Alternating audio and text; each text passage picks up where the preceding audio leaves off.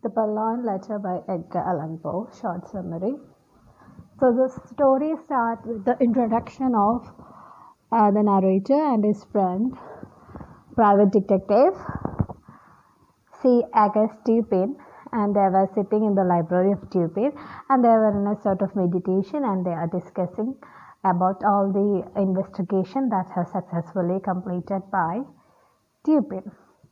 So as they were thinking of the cases, the door of the room suddenly got open, and from there Monsieur G, the prefect of the Persian police, entered, and he had come to seek Dupin's opinion on an official matter that had created a great deal of trouble in their kingdom.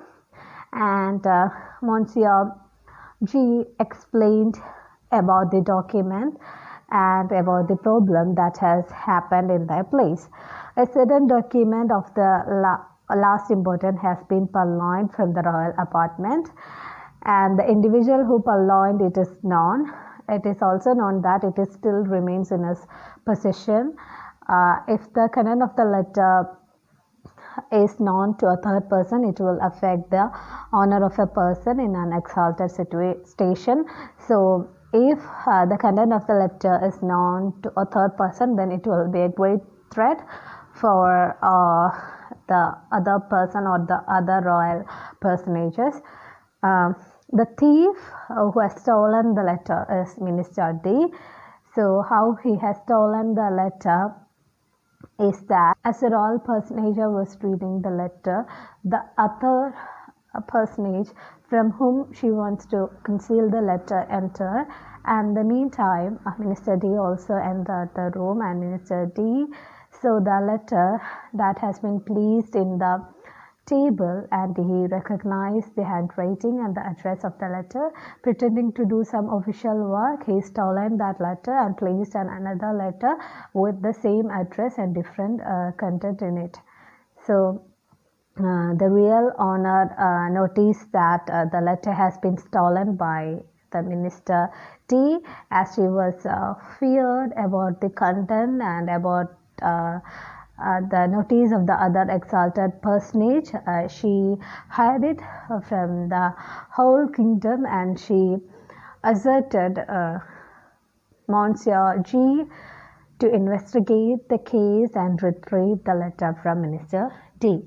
D had used the possession of the letter to great political advantages, and in order to prevent further damage, they want to retrieve the letter. The prefect started searching Minister's hotel, as Minister D was not always in his home at night, and the police officers were almost sleeping at night. It was easy for them to search the room.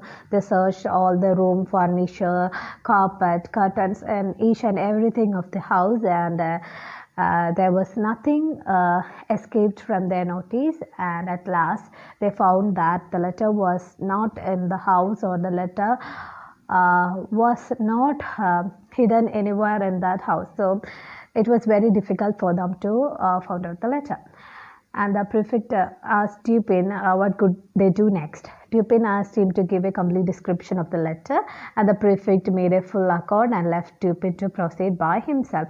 So after a month, prefect came and visited Dupin, and he said that the letter was not yet found in spite of another search, and Dupin asked him that what he will get as a reward, and the prefect said was he was ready to give 50,000 francs for anyone who would find out the letter.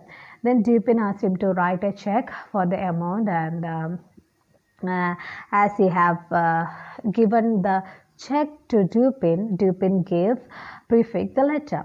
The prefect opened the letter, read it content, and rushed out of the room. Then Dupin explained how he has found out the letter. He told the narrator that if we want to find out something or to solve a riddle, we have to think in the perspective of our enemy. We should follow the thought of the enemy instead of following our own thought. So this method helped him to find out the letter, and how he get hold of the letter is again explained by Dupin, that on one fine morning Dupin entered Minister's D's hotel with a pair of green spectacles, and he told Minister that his eyesight was a little weak, and under cover of the green spectacle he had a thorough view of the house, and there was nothing notable in that house. And while I had a view of the trumpery card rack hung from the mantelpiece, and there he saw 5 or 6 visiting cards and a letter. So it was a crumbled letter, and that was the letter Dupin was in search of. So he carefully observed the shape and form of the letter. When he left the house, he had deliberately left his gold snuff box on the table, and the next morning he came for the snuff box and engaged in a little talk with the minister. While they were talking, they heard a pistol sound outside their window. Then after that they heard a fearful scream. Then minister went to the window and looked down. In meantime, Dupin took away the letter from the card rack and placed there another one with the same shape and the same form. The disturbance in the street was caused by a man firing his rifle at women and children, but there was no ball, and the fellow was allowed to go as a lunatic. So when D came back from the window, Dupin bade him farewell. So that's how Dupin get hold of the letter. The pretended lunatic was a man in Dupin's place. So that man was hired by Dupin to create a scene on the street, and that's how Dupin has got a chance to take away the letter. And this is the summary of the story.